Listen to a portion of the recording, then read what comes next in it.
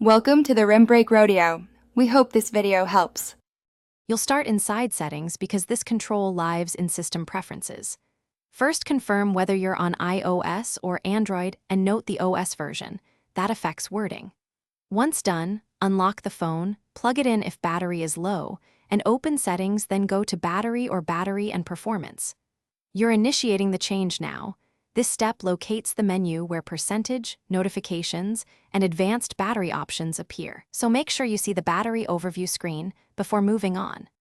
Now change the display and notification behavior.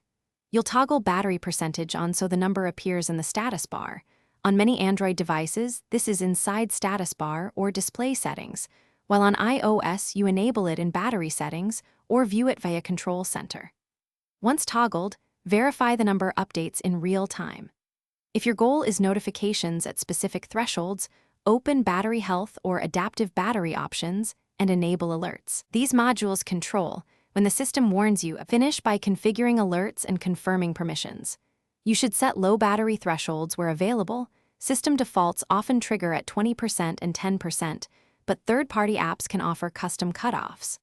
Once configured, grant notification permission to any app that will send alerts, then restart the device to ensure settings stick.